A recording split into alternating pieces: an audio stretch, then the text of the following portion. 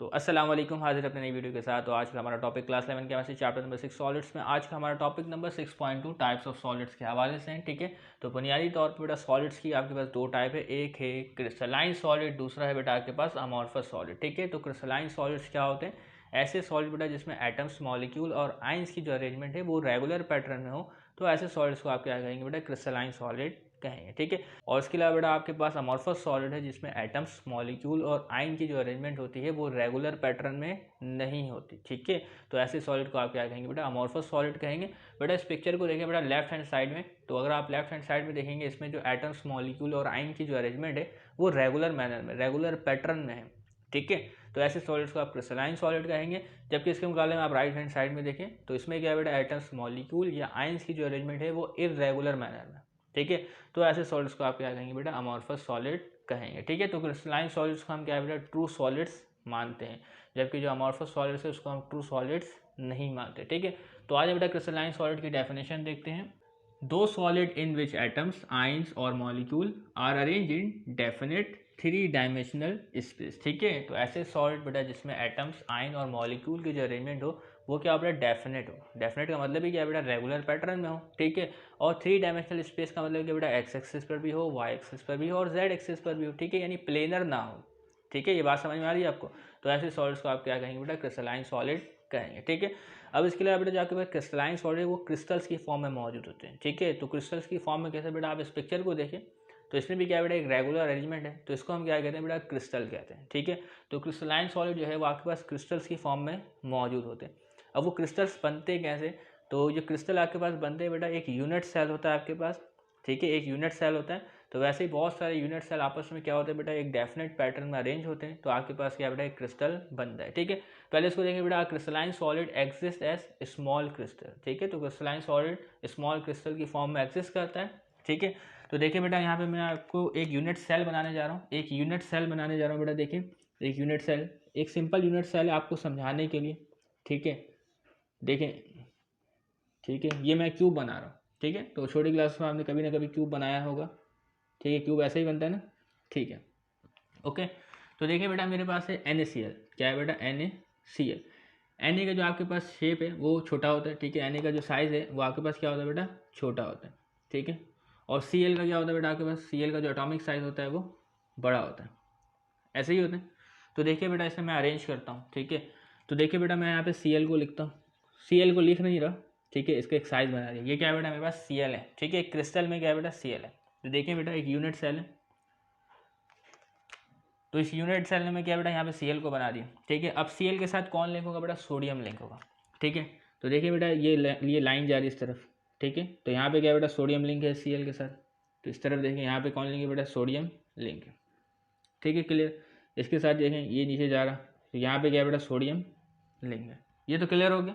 Sodium आपको दिख गया, अगर छोटा है तो मैं इसको थोड़ा डार्क कर देता हूँ। ये तो क्लियर हो गया। तब देखें बेटा यहाँ पे देखें, यहाँ पे क्या बेटा? सोडियम है। ठीक है, तो सोडियम के साथ कौन लिंक होगा? क्लोराइड आयन लिंक होगा। ठीक है, क्लोराइड आयन जो है वो लिंक होगा। ये क्लियर। ये देखिए बेटा सोडियम है।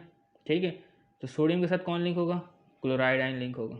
देखिए यहाँ सोडियम है तो यहाँ क्लोराइड आयन आ रहा है। ठीक है, देखिए यहाँ क्या बेटा? सोडियम है, नीचे क्या आएगा? यहाँ पे इस कॉर्नर पे क्या आएगा? क्लोराइड आयन आएगा।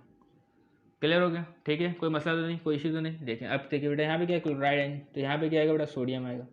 देखिए क्लोराइड आयन, सोडियम। ठीक है, तो देखिए बेटा ये हमारे पास है बेटा एक यूनिट सेल। क्या है बेटा? एक यूनिट सेल है। ठीक है, इसमें क्या है बेटा? हमने आयंस की अरेंजमेंट कर दी। ठीक है, एक रेगुलर अरेंजमेंट है। ठीक है, तो ऐसे सॉलिड्स हम क्या कहते हैं बेटा? क्रिस्टलाइन सॉलिड कहते हैं। ठीक है, तो अब सवाल ये बेटा, जो क्रिस्टलाइन सॉलिड है वो एग्जिस्ट करता है स्मॉल क्रिस्टल में। ये है एक यूनिट सेल। तो ऐसे बहुत सारे यूनिट सेल जो है बेटा एक साथ जुड़ते हैं।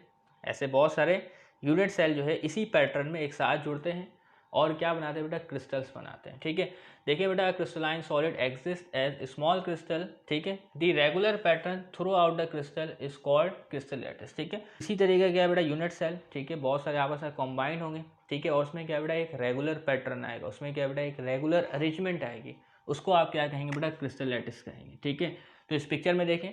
ठीक है, इसमें एक यूनिट सेल मौजूद है, बिल्कुल यूनिट सेल की तरह एक रेगुलर अरेंजमेंट मौजूद है।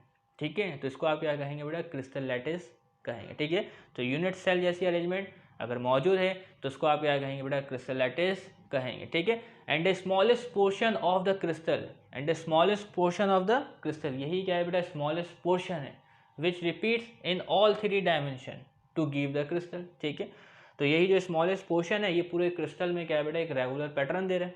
ठीक है, तो इसको हम क्या कहते हैं बेटा एक यूनिट सेल कहते हैं। ठीक है, तो यूनिट सेल जैसी ही क्या होती है बेटा अरेंजमेंट होती है क्रिस्टलाइन सॉलिड में। ठीक है, तो अगर हम क्या है बेटा एक यूनिट सेल को समझ लें तो हम पूरे सॉलिड्स की नेचर को समझ सकते हैं।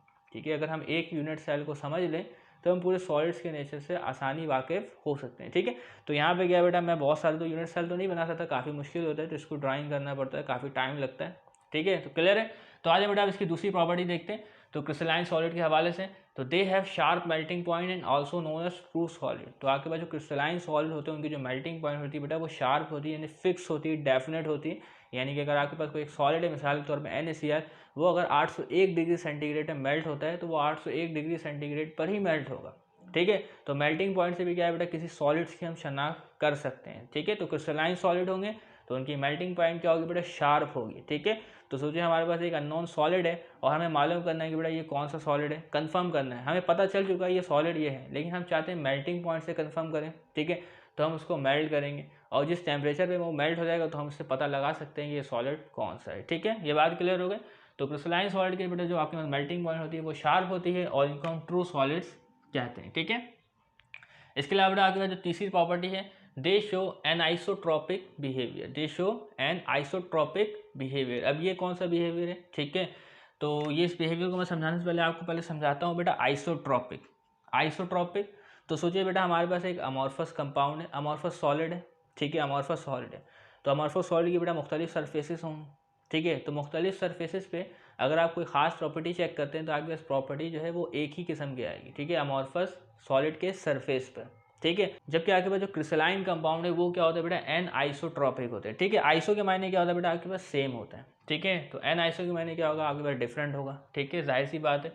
तो क्रिस्टलाइन कंपाउंड क्या बेटा एन आइसोट्रॉपिक बिहेवियर शो करते हैं। ठीक है, कैसे देखें जरा, properties like mechanical strength, refractive index, electrical conductivity. ठीक है, तो मैकेनिकल स्ट्रेंथ क्या होता है बेटा मैकेनिकल कुव्वत। ठीक है, उसके सामने मुज़ाहमत करने की सलाहियत। इसके अलावा रिफ्रैक्टिव इंडेक्स छोटी क्लास में आपने पढ़ा होगा कि लाइट को आप पास करते हैं किसी क्रिस्टल में से तो लाइट क्या है उसमें बेंडिंग इफेक्ट आता है, इसको हम क्या कहते हैं बेटा रिफ्रैक्शन कहते हैं।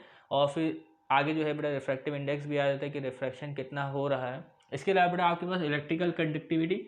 ठीक है, तो करंट जो है वो अच्छे से पास होती है तो उसकी कंडक्टेंस जो है वो ज़्यादा होगी, और करंट जो है वो ठीक से पास नहीं होता तो उसकी कंडक्टेंस क्या है बेटा कम होगी, तो इसी को हम क्या कहते हैं बेटा इलेक्ट्रिकल कंडक्टिविटी कहते हैं। तो सोचिए बेटा हमारे पास क्रिस्टलाइन कंपाउंड यानी क्रिस्टलाइन सॉलिड मौजूद है। ठीक है, तो देखिए बेटा इसके लिए मैंने यहाँ पे कुछ पिक्चर बनाई है। ठीक है, तो देखिए बेटा हमारे पास एक क्रिस्टल है, ये 2D डायग्राम है, 3 डायमेंशनल स्पेस में नहीं बना सकते। ठीक है, तो बोर्ड पे हम 2D में ही बना सकते हैं।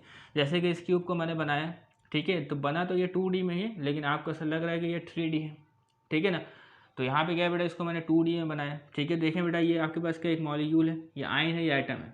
ठीक है, आयन है, एटम है, मॉलिक्यूल है, कुछ भी है। ठीक है, तो समझे बेटा ये एक पार्टिकल है, ये एक ब्लू पार्टिकल, ब्लू ब्लू। ठीक है, देखें ब्लैक ब्लैक ब्लैक। ठीक है, तो देखिए बेटा यहाँ पे जो अरेंजमेंट है वो डेफिनेट अरेंजमेंट है, एक रेगुलर अरेंजमेंट है। ठीक है, देख के ही आपको पता चल रहा है। ठीक है, तो क्या है बेटा हमारे पास जो ये प्रॉपर्टीज़ है mechanical strength, refractive index, electrical conductivity और इसके अलावा और भी प्रॉपर्टीज़ है, लेकिन आपकी किताब में ये 3 लिखा गया तो हम इस तीनों को ही लिखेंगे। ठीक है, तो देखिए बेटा यहाँ पे एक मैंने लाइन ड्रॉ की है A to B और C to D। ठीक है, तो अगर आप क्या बेटा आपके पास ये एक सॉलिड है क्रिस्टलाइन सॉलिड। ठीक है, तो अगर आप इस डायरेक्शन से इस डायरेक्शन में कोई सी भी प्रॉपर्टी देखते हैं तो जो प्रॉपर्टी है वो आपके पास डिफरेंट आएगी। ठीक है, तो यहाँ से इस जानिब जो है आपके पास जो प्रॉपर्टी आएगी कोई सी भी वो डिफरेंट आएगी। ठीक है, ये सॉलिड जो है वो डिफरेंट प्रॉपर्टी शो करेगा। और अगर आप क्या है बेटा कुछ फिजिकल प्रॉपर्टी यहाँ से इस जानिब देखते हैं तो आपके पास जो फिजिकल प्रॉपर्टीज आएगी वो दूसरी आएगी। ठीक है, A to B आपके पास जो प्रॉपर्टी होगी बेटा रिफ्रैक्टिव इंडेक्स या इलेक्ट्रिकल कंडक्टिविटी की वो डिफरेंट होगी। ठीक है, तो इसी तरीके से आपके पास C to D है तो रिफ्रैक्टिव इंडेक्स या इलेक्ट्रिकल कंडक्टिविटी या मैकेनिकल स्ट्रेंथ की जो आपके पास वैल्यू आएगी वो डिफरेंट आएगी। ठीक है, तो इस वजह से हम क्या कहते हैं बेटा आपके पास जो क्रिस्टलाइन कंपाउंड है वो एन आइसोट्रॉपिक होते हैं। ठीक है, तो देखें बेटा पोजीशन तब्दील। ठीक है, सोचिए अगर हम यहाँ पे एक लाइट को पास करते हैं, ठीक है, इस क्रिस्टलाइन सॉलिड से यहाँ पे हम क्या बेटा लाइट को पास करते हैं। ठीक है, तो हमारे पास क्या बेटा कुछ डिफरेंट प्रॉपर्टी आएगी। ठीक है, ये सॉलिड बेटा डिफरेंट एक्ट करेगा। ठीक है, और अगर हम क्या बेटा लाइट को इस रास्ते से पास करते हैं ये डिफरेंट पोजीशन होगी ना, ये पोजीशन डिफरेंट है और ये पोजीशन डिफरेंट है, तो यहाँ पे क्या बेटा हमारे पास कोई दूसरी प्रॉपर्टी आएगी। तो ये बात समझ में आ रही है, ऐसा क्यों? देखिए बेटा अगर सोचिए ये लाइट है, अगर लाइट यहाँ से पास हो रही है, ठीक है, तो यहाँ पे देखिए जो एटम की अरेंजमेंट है, ठीक है, एटम हो, आयन हो या पार्टिकल हो, कुछ भी है, तो देखिए वो कुछ जिग जैग है। क्या है बेटा? Zigzag. ठीक है, सोचिए ये लाइट जा रही है तो आपके पास जो पार्टिकल इसकी अरेंजमेंट क्या बेटा? जिग जैग है। लेकिन यहाँ पे देखिए बेटा जो आपके पास ये लाइट रेज जा रही है मिसाल के तौर पर, ठीक है, तो यहाँ पे देखिए बेटा पार्टिकल क्या ऑल्टरनेट मौजूद है। पार्टिकल क्या बेटा? Alternate, blue black blue black blue black. तो इस वजह से क्या बेटा सरफेस चेंज हो जाता है, तो इसमें क्या बेटा प्रॉपर्टीज भी तब्दील हो जाती है। ठीक है, तो क्रिस्टलाइन सॉलिड क्या बेटा आपके पास? एन आइसोट्रॉपिक है। तो anisotropic in crystal due to different arrangement of particle in different direction. ठीक है, तो इस डायरेक्शन में पार्टिकल की अरेंजमेंट क्या बेटा? Zigzag. और इस जानिब देखेंगे बेटा आपके पास क्या बेटा? ऑल्टरनेट पार्टिकल्स मिल रहे हैं, तो इस तरीके से प्रॉपर्टीज भी जो है आपके पास डिफरेंट आएगी, यानी रिफ्रैक्टिव इंडेक्स की वैल्यू डिफरेंट होगी, इलेक्ट्रिकल कंडक्टिविटी की वैल्यू डिफरेंट होगी, और मैकेनिकल स्ट्रेंथ की जो वैल्यू है वो भी डिफरेंट होगी। ठीक है, डिपेंड्स अपॉन डायरेक्शन। ठीक है, इसके अलावा बेटा आपके पास नेक्स्ट प्रॉपर्टी है, they are cut with definite plane. ठीक है, अगर हम इसको कट करें, कोई क्रिस्टलाइन सॉलिड आपके पास मौजूद है, कोई क्रिस्टलाइन सॉलिड आपके पास मौजूद है, अगर आप उसको क्या बेटा नाइफ से कट करते हैं, किसी चीज़ से भी कट करते हैं, उसको तोड़ते हैं, ठीक है, तो वो क्या बेटा अपने डेफिनेट प्लेन में से ही कट होगी, वो अपने डेफिनेट प्लेन में से ही कट होगी। ऐसा नहीं होगा बेटा जो आपके पास क्रिस्टल है यूनिट सेल, तो यूनिट सेल बीच से कट जाए, यूनिट सेल बीच से टूट जाए, तो एक यूनिट सेल क्या है बेटा उसमें से अलग होगा। ठीक है, तो एक डेफिनेट प्लेन में जो है वो आपके पास क्या होंगे बेटा? अलग होंगे, इस बात को याद रखना। ठीक है, तो this plane are called cleavage plane. तो इस पिक्चर में देखें बेटा, इसमें आपको क्रिस्टलाइन के बारे में बताया जाएगा और अमॉर्फस के बारे में भी बताया जाएगा।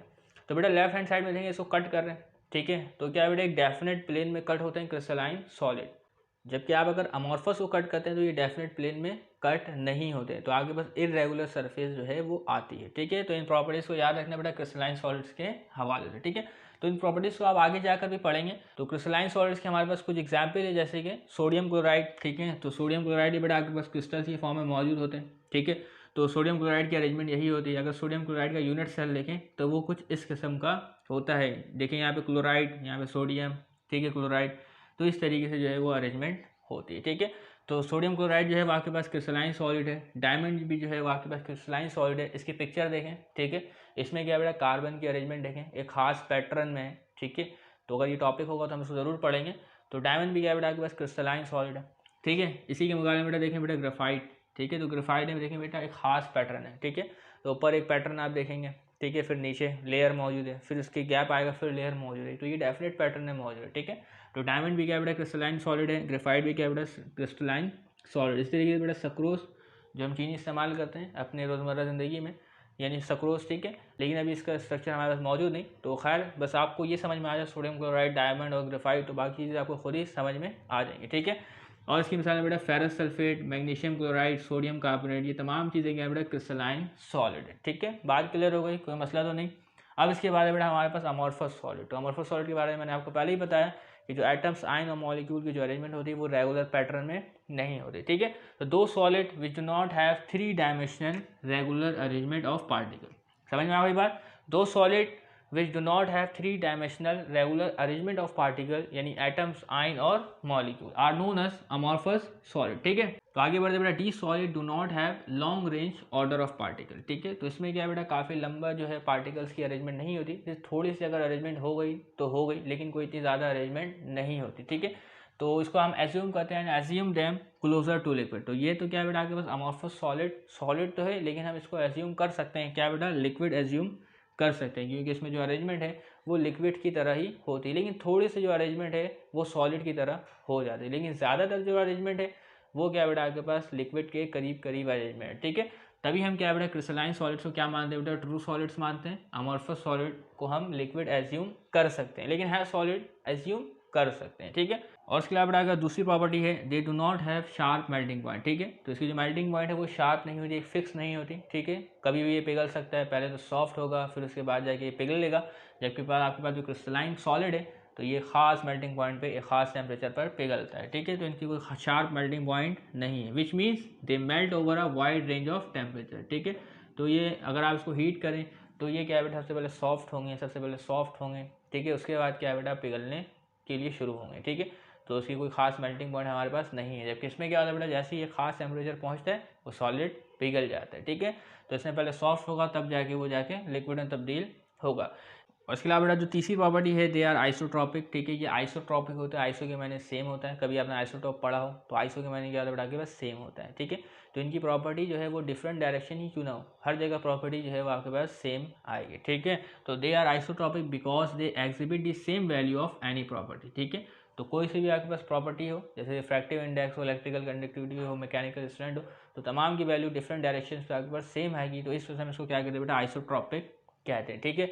तो सोचिए अगर हमारे पास क्या होता है बेटा अमॉर्फस सॉलिड होता, तो हम सोचें लाइट्स को इस तरफ से पास करते हैं, इस तरफ से पास करते हैं, तो हर जगह से हमारे पास क्या आती है बेटा प्रॉपर्टी जो है वो सेम आती है, ठीक है। तो they are isotropic because they exhibit the same value of any property in all direction, ठीक है। नेक्स्ट प्रॉपर्टी बेटा आपके पास when they are cut or hammered cause an irregular surface, ठीक है। तो अगर आप इसको कट करें या हैमर करें तो जिसका जो आपके पास की सरफेस आएगी वो इरेगुलर सरफेस आएगी। इस पिक्चर में आप देख सकते हैं, ठीक है। तो क्रिस्टलाइन के लिए देखें बिल्कुल एक क्या बेटा प्लेन है, ठीक है, इसको हम क्लैवेज प्लेन कहते हैं। जबकि अमॉर्फस पे क्या बेटा आपके पास इरेगुलर सरफेस आ रही है कट करने पे या उसको हैमर्ड करने पे, ठीक है। इसको याद रखना है। इसकी मिसाल हमारे पास मौजूद बेटा रबर, गिलास, चारकोल, प्लास्टिक, ठीक है। में जो आपके पास मॉलिक्यूल्स या आइटम या आयंस की जो अरेंजमेंट होती है वो रेगुलर पैटर्न में नहीं होती, चाहे गिलास ही क्यों ना हो, इसमें भी क्या बेटा जो अरेंजमेंट होती है वो फिक्स रेगुलर पैटर्न में नहीं होती, ठीक है। तो ग्लास को इसके अलावा बेटा सुपर कूल लिक्विड भी कहते हैं, ठीक है। तो क्या बेटा शुरू से मतलब लिक्विड स्टेट में होता है, ठीक है। एक खास शेप देने के बाद उसको क्या बेटा इसको हम कूल करते हैं, टेम्परेचर गिरता है, ठीक है। तो ये क्या बेटा सॉलिड में कन्वर्ट हो जाता है, ठीक है। लेकिन इसमें क्या बेटा जो मॉलिक्यूल या पार्टिकल मौजूद है इसकी जो अरेंजमेंट होती है वो डेफिनेट पैटर्न में नहीं होती, ठीक है। तो ग्लास भी क्या बेटा आपके पास अमॉर्फस सॉलिड है, ठीक है। तो इस तरीके से क्या बेटा हमने क्रिस्टलाइन सॉलिड और अमॉर्फस सॉलिड के दरमियान जो फर्क था उसको पढ़ लिया, ठीक है। तो तब तक के लिए याद दीजिएगा, चैनल को सब्सक्राइब कीजिएगा। अल्लाह हाफिज़।